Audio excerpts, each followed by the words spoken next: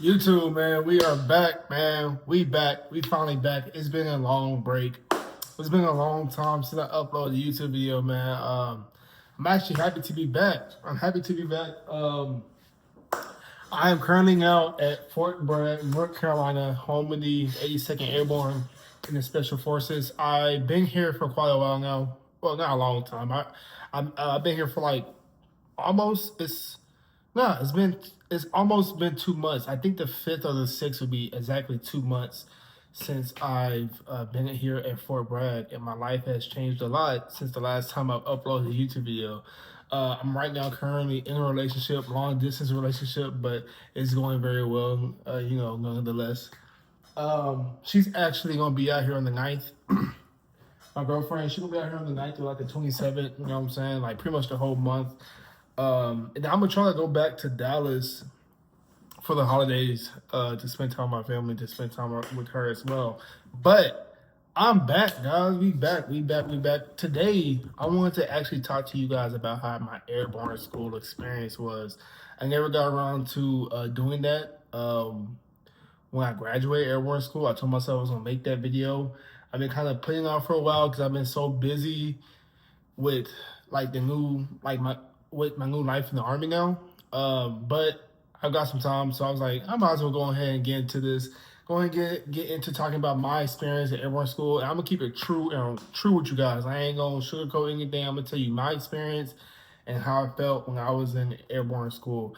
Funny enough, I do have my first jump with the 82nd tomorrow at 7 a.m. I have to be out there at 7 a.m. to do my first jump. And I might record it and put it on TikTok. I don't know. We'll see.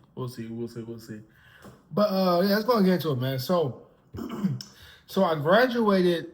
So let's take it all the way back to AIT. So the night I posted that video about how receptions was, that was the night before I got shipped off to Airborne School. So whenever that video was, I forgot when I posted that video, but that was literally like the night before I got shipped off to Airborne School. So let me tell you how Airborne School was, okay? So I came from Fort Leonard, Missouri, and it was like an 8-hour drive, 8-9 hours from Fort Leonard, Missouri to Fort Benning, Georgia. So when we got there early in the morning. It was like 6 a.m., 7 a.m. when we pulled up to Fort Benning. And when we got there, we took all of our stuff off the bus and we set it on this basketball court. So to anyone who's about to attend Airborne School or want to do Airborne in the future, I'm gonna tell you exactly how it's gonna be from the moment you get there to the moment you leave. Okay, so you get there, they're gonna make y'all put all of y'all stuff, or make y'all take all of y'all stuff from the bus and put it on this basketball court that's right next to like the receptionist battalion. It's like a small little building right next to the defect. So you take all your stuff off. Some people was thinking that we was gonna get smoked. I didn't even think that was gonna happen. So we take all of our stuff off and then we line up with all of our paperwork, your orders and things of that nature. You line up and then they take you into the receptionist battalion classroom. So when you're in the classroom, they go over basically like what chalk and what platoon you're going to be in, what company that you're going to be in. Most people that you get off the bus with, all you guys are going to be in the same company unless when you guys get recycled, but most of you guys is going to be in the same company, right? So I was Bravo Company, okay? So if anyone's seeing this that's going to Bravo Company, I was at Bravo Company. So after you guys are in the reception battalion, they're gonna make y'all, or like after you're done signing paperwork, they're gonna make y'all get all your stuff and take it to the company. So you're gonna put all your stuff on like these. So how it looks, right?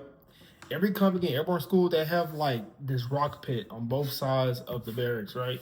And inside the rock pit are like these wired lines to where you would stand for your chalk line, right? So wherever chalk you assign to 1, 2, 3, or 4, you would stand on that line. You know what I'm saying? So chalk 1 would stand in front, chalk 2, chalk 3, chalk 4, and there's 4 platoons. There's first platoon, second platoon, third platoon, fourth platoon. I was third platoon, chalk 1, so I had to put my stuff on the third platoon lines on chalk 1 line. It's like this wired line that's like bolted into the ground. You guys know what I'm talking about. when you get there, or if you have been to airborne school, you know exactly what I'm talking about. You know what I'm saying? So I put all my stuff down right there, boom. And then Bear's going to this other classroom inside the company building to make us do even more paperwork. So after that, really honestly, it only took us about 4 hours to like get all that complete. After that, they was like, hey, because I think we got there on a Friday. I think it was like a Friday or Thursday or Friday. I think it was a Friday. And it was like, hey, you guys are free to go to do anything you want to. You can go off base. You can go, you know what I'm saying? You can stay on post. You go off base. You can do whatever you want to. Just make sure you stay within like a 50-mile radius, I think. And it was like, just make sure you guys be back here at 9 p.m. for, you know, for like head count, right? So basically how it's going to work at Airborne School is on the weekends, you guys have two formations, like two formations you guys have to do to make sure everyone's there for accountability. An 8 a.m. formation and a 9 p.m. formation, just to make sure you guys are there, just to make sure, you know, they're tracking where you guys are at. So they told us, hey, 9 p.m., be back here on your respected, you know, platoon lines, right? So the weekends go by. I got my helmet. I got my roster number. Boom. Week 1, which is called ground week, right? So this is how ground week is going to work, right? Or this is how it was for me. So ground week, you wake up Monday, and that Monday morning, they make y'all come down at like 5 a.m., line up, and there's no PT. Or at least for my company, it wasn't. That Monday, it was no PT. Now, in airborne school, they're going to make you run wherever you go. So wherever you go in airborne school, you guys are double timing. Unless it's like Heat Cat 5, which that early in the morning is never Heat Cat 5. You guys are running wherever you go. So they made us come down to OCPs with their helmets, and we ran to the training area, right? So like we get to the training area, and the first thing first, they go ahead and do that little test evaluation to see if you can pull yourself up, do a chin up for 10 seconds and hold your chin above the bar for 10 seconds. If you can do it, cool, you pass. If you can't, they didn't fail you right there. They'll make you go do and like pull a slip. If you can't pull a slip, then I think they drop you. But if you can't pull a slip, you're cool, right? You're good.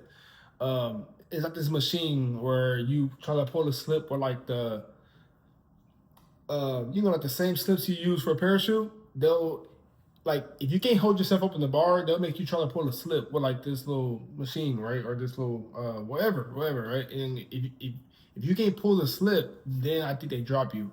But if you can, you made it, right? So after that, they then take us to this other area to where we had to try to hook up our static cable to the line to see if you can reach, because you're short, you can't hook up your static cable to the line, therefore you can't hook up your parachute to the line in order to jump out of the plane. So of course I passed both. Neither one of them was really hard, so I passed both. So after that, so after Monday, it was pretty much them just going over how the rest of the week was gonna be, right? So Tuesday comes, and it was our first run. It was our first company run. It was like a 2-mile run. And that, honestly, I did the 2-mile run, right? I did the 2-mile run, no problems, whatever, right? Wednesday come, PT, muscle failure PT, ground week. So basically, during ground week, you're basically learning how to exit the aircraft, right?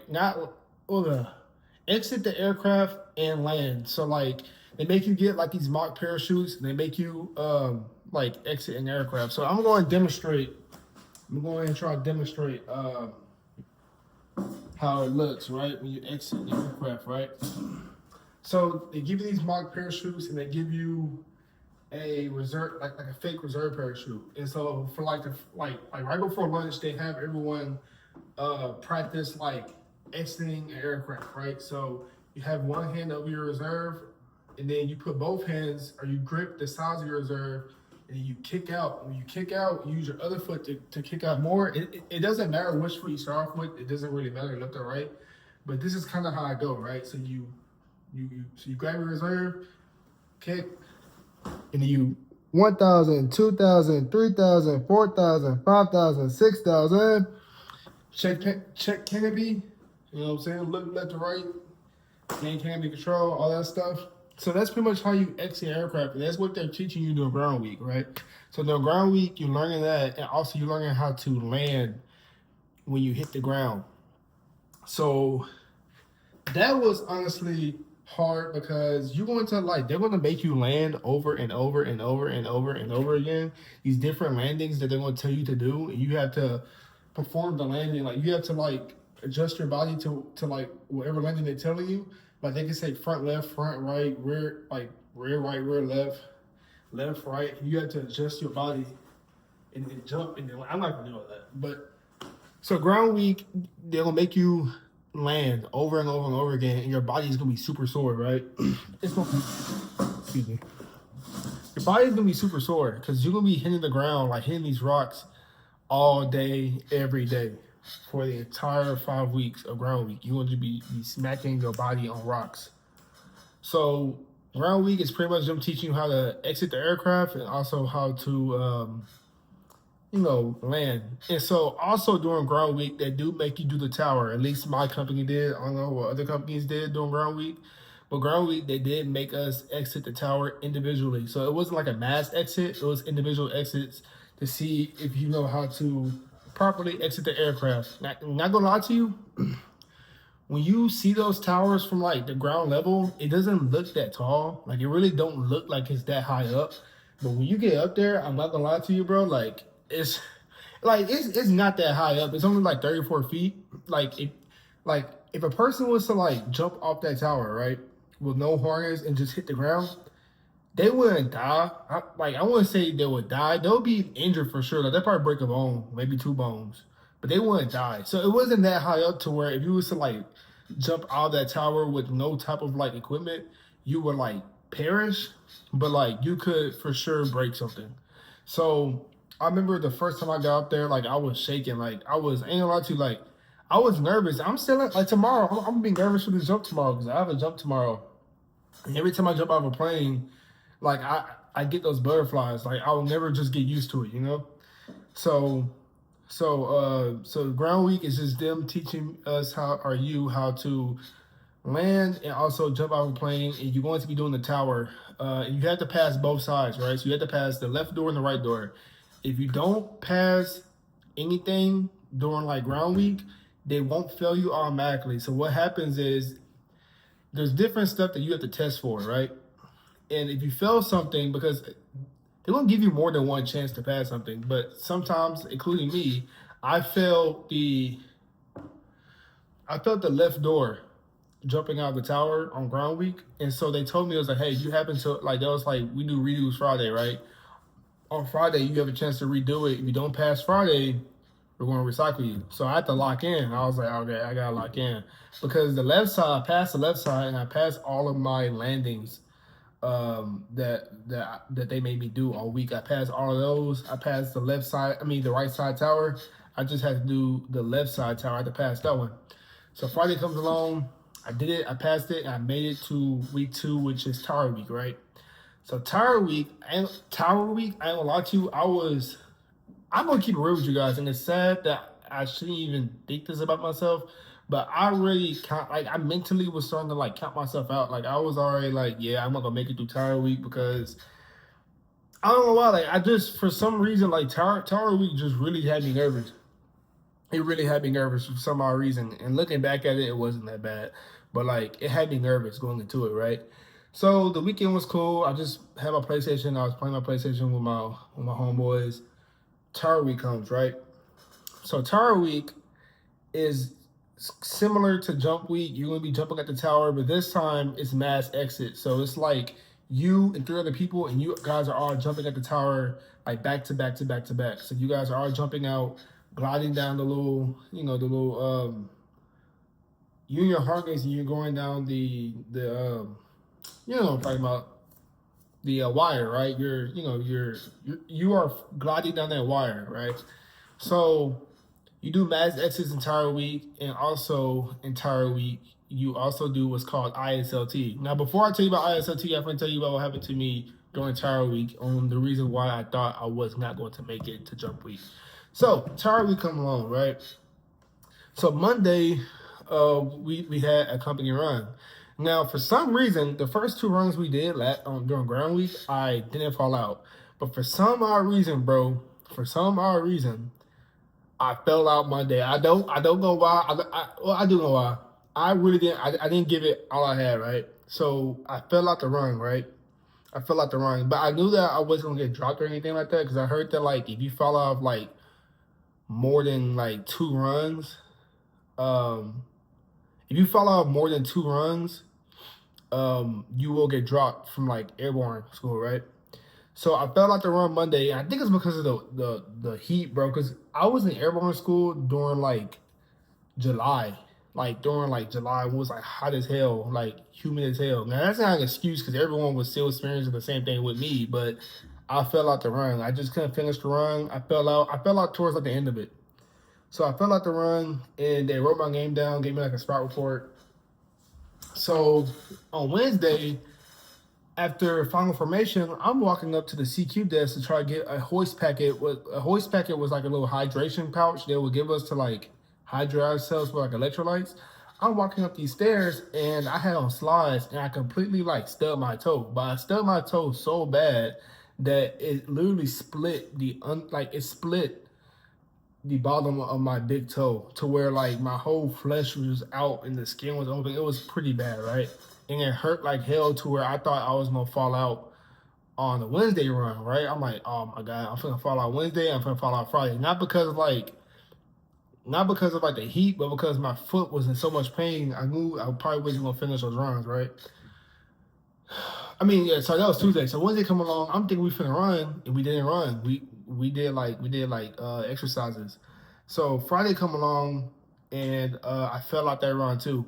My toe was in pain. So I fell out 2 runs in entire week of Airborne school. But they didn't recycle me. They didn't drop me because it was my second it was my second time falling out. Now I heard that if you fall out 3 times, that's when you get cut. I fell out Friday, which was my second time, so it was like I barely made it, right? But let's go and get back into ISLT. So ISLT is what's called the Improved Swinging Trainer Landing. Improved Swinging Landing Training or something. Landing Training, ISLT. I don't know. So basically, it's where they strap you up in in your harness, and they're hovering you over an edge, right, or over this ledge, and you have to like let go. You swing back and forth, right? So like basically, you swinging back and forth, and so the instructor is telling you what landing position you have to set your body to. So if they say right, left, if they say front left, front right, rear left, rear right, you have to adjust your body to that position and basically hold that position and keep yourself up until they pull this string where basically you land and you have to perform your fucking PLF, right? So I did that. I failed. I think I failed that Wednesday, and it was like, all right. You got into Friday. Like Friday, we have redos. If you fail Friday, you get recycled. If you pass Friday, you go off to jump week. Luckily, the man above, he gave me strength. I passed Friday. I passed all my ISLTs, and I made the jump week, right? So jump week comes along. This is week 3. This is the last week of Airborne school. Jump week comes along, and jump week, ain't gonna lie to you, is going to be the funnest, but yet the most boring week of your entire time in the military. I'm not gonna lie to you, not the military, but it's gonna be like the most boring week, but yet the most fun week at Airborne school, because it's fun because you finally get to jump out of a plane, but it's boring because of the stuff that you had to do before you actually jump out of the plane. So mind you, this entire time when you're training, there's no phones allowed, right? So of course during jump week, there's no phones allowed during training hours. You can keep your phone, don't take your phone, but you can't have it with you at all during training hours. So how jump week goes, they make the whole company run to the airfield, right? So you guys run to the airfield, which is like 1.5 miles away, not that hard. Run to the airfield. When you get to the airfield, they're gonna make y'all do mass exits, and they're gonna make y'all do PLFs, as a refresher. So you have to do it every single day, before you jump. I thought that was retarded, but looking back at it, it's good that they made us do it because it just have it stuck. They have different scenarios of like what to do and what not to do. So it's good that they made us do it every time before we jump, just in case you got in that scenario. So so after we do all this practicing, they then make us go to the parachute shed and grab our parachutes and run back to the pack shed, which was like, it wasn't that far, but like them parachutes were heavy. It was like 35 pounds plus the reserve. So you had to run from there all the way back to the pack shed, and like, bro, like them parachutes be heavy as hell. And like them black hats, they screaming at you too. If you stop running, if you put your parachute down, they will scream at you. They'll be like, put your parachute above your shoulder and run. So once you do that, you sit there and wait until they tell your chalk to start putting on your equipment, right? So you put in your equipment, boom, bam, bop. And then they start to do JNPI, which they start to check your equipment. Like the black hats, they come through and they check and make sure everything is good with your equipment before you board the bird, you know, the C-130. So after we all strapped up, we sit there and we just wait. Just wait. You sit there for hours. I mean, for like 6-7 hours, and just wait until it's your turn to jump. Now they do play movies to kind of like make the time go by a little bit faster. And also for you have to think about the pain that you're probably in with the equipment on. So they play movies and stuff. They play like Finding Nemo. They play Paul Bart Mall Cop. What else they play? They play Band of Brothers. They played a whole bunch of different movies just to like keep us like, you know, I guess looking at something. So finally, I jumped for the first time. It was a feeling I never felt before. I was actually the first jumper for my very first jump, so that was kind of scary but kind of cool at the same time. So I jumped Monday, I jumped Tuesday, jumped Wednesday, Thursday, and I did 5 jumps. One was a night jump, one was a combat equipment jump. Completed all 5 jumps, and I finally graduated Airborne School on August the 1st. That's when I graduated Airborne School. And then 4 days later, I was shipped off to Fort Bragg, which is my current home and my current duty section. So that was pretty much my experience at Airborne School. That was from beginning to end. That was my experience. If you guys attended Airborne School, let me know your experience down below. If you guys are attending Airborne School, let me know when you're going to attend. If you need any advice, let me know. If you come to Fort Bragg, let me know. But I do want to thank you guys for watching my video. Don't know when I'm going to post the next one. I'm still trying to get everything set up. Don't have a laptop yet. I kind of want to do that next before I make another video. But I love you guys, man. Thank you for watching. And I'll see you guys in my next video, whenever that will be.